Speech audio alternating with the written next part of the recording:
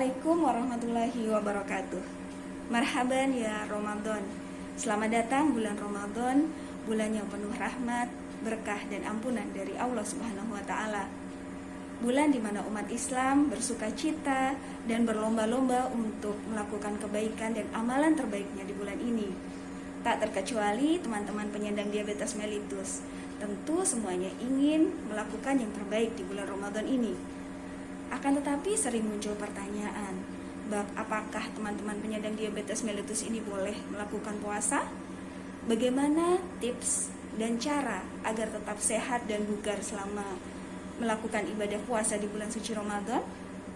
Pada video kali ini, saya Dinar Arini dari Perhimpunan Profesional Kesehatan Muslim Indonesia atau PROKAMI hendak mengajak teman-teman untuk berbincang bersama mengenai puasa bagi teman-teman penyandang diabetes mellitus. Sebelumnya, mari kita ingat apa itu diabetes mellitus. Diabetes mellitus atau sering kita kenal dengan sebutan kencing manis atau sakit gula adalah suatu penyakit kronis yang ditandai dengan meningkatnya kadar gula darah atau kadar glukosa di dalam tubuh. Hal ini dikarenakan berkurangnya fungsi atau jumlah dari hormon insulin. Hormon insulin adalah hormon dari dalam tubuh kita yang berfungsi untuk mengendalikan kadar gula darah atau kadar glukosa darah di dalam tubuh. Pada orang normal, kadar gula darah ini diatur oleh insulin. Tapi pada teman-teman penyandang diabetes mellitus, karena berkurangnya fungsi dan jumlah, tentu saja kadar gula darah ini harus tetap dijaga agar tidak keluar dari batas normal. Salah satunya adalah pengaturan pola makan. Jadi, bagaimana cara pengaturan pola makan selama bulan puasa untuk teman-teman penyandang diabetes mellitus? Padahal kita tidak makan selama sekitar 12 hingga 14 jam, dan kadang-kadang saat kita berbuka puasa, ada banyak sekali makanan yang tersedia dan tanpa sadar kita menikmati semua dalam jumlah yang besar. Dua-duanya sama-sama berbahaya. Karena jika terlalu banyak gula yang masuk tanpa terkontrol dan akan meningkatkan kadar glukosa darah, itu berbahaya. Demikian pula sebaliknya, jika kadar glukosa darah turun kurang dari normal atau hipoglikemi, itu juga bisa berbahaya. Nah, mari kita simak bersama terkait tips-tips bulan Ramadan untuk teman-teman penyandang diabetes mellitus. Jadi, apakah penyandang diabetes mellitus diperbolehkan melakukan puasa selama bulan Ramadan?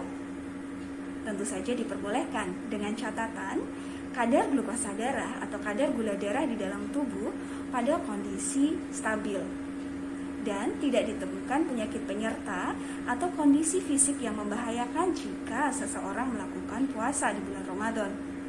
Hal ini bisa diketahui dengan melakukan konsultasi kepada dokter yang merawat. Jadi, tips yang pertama untuk penyandang diabetes mellitus berpuasa di bulan Ramadan adalah berkonsultasi dengan dokter yang merawat. Dokter akan menentukan kondisi fisik secara umum, melihat stabil atau tidaknya kadar gula darah, melihat ada tidaknya penyakit penyerta dan hal-hal yang membahayakan jika penyandang diabetes mellitus melakukan puasa. Selain itu, dokter juga akan melakukan pengaturan terkait dengan obat yang dikonsumsi agar tidak terjadi hipoglikemi atau hiperglikemi. Kemudian, yang kedua, tetap konsumsi obat sesuai dengan saran dari dokter. Jika memang diperbolehkan untuk melakukan puasa, berarti dokter sudah menilai kondisi yang aman bagi penyandang diabetes mellitus. Tetap konsumsi obat secara rutin dan lakukan pengaturan pola makan. Pola makan yang baik antara lain melakukan sahur di akhir waktu.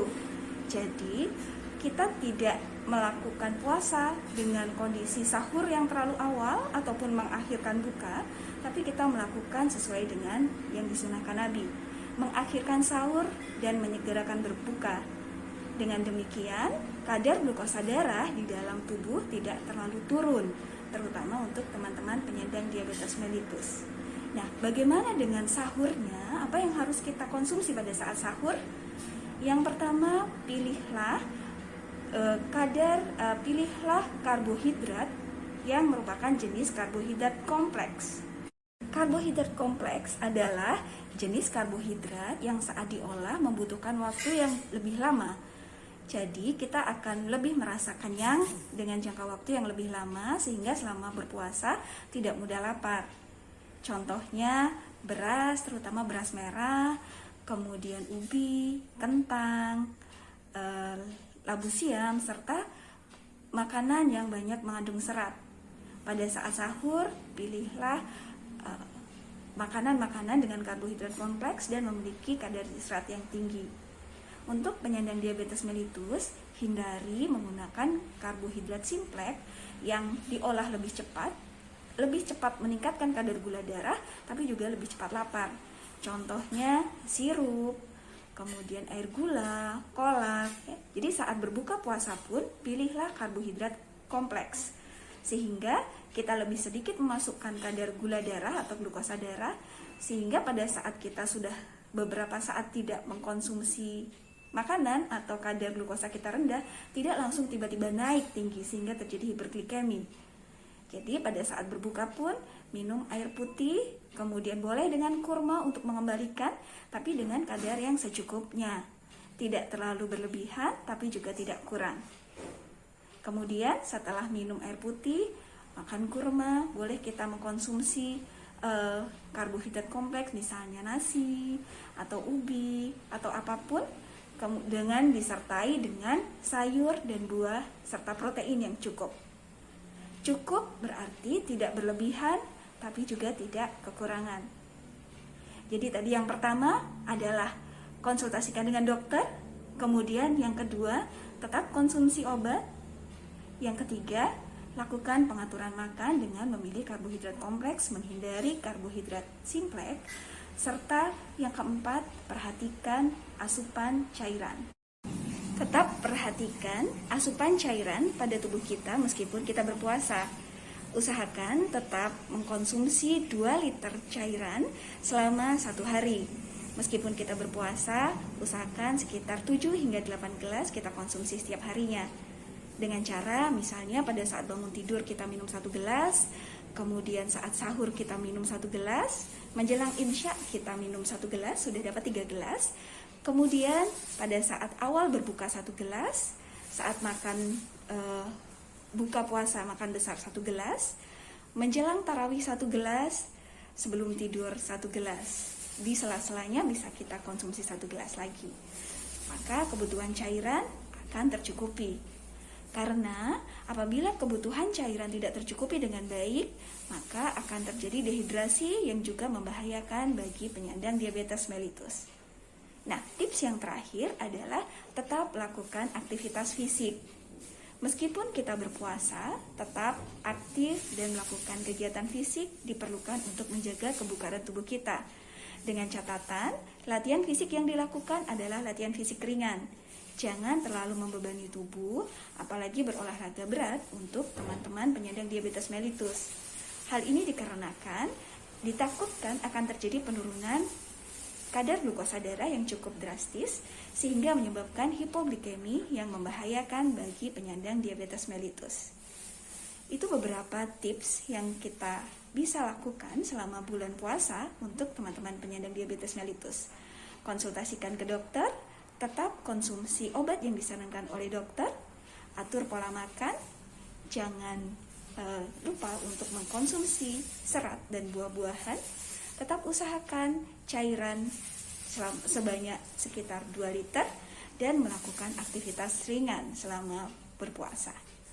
Jangan lupa tetap cukup istirahat dan melakukan hobi serta membuat hati kita senantiasa berbahagia. Selamat melaksanakan ibadah di bulan suci Ramadan.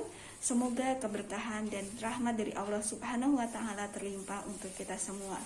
Semoga bermanfaat. Assalamualaikum warahmatullahi wabarakatuh. Salam dari kami, Prokami, Perhimpunan Profesional Kesehatan Muslim Indonesia, Kabupaten Kulon Progo.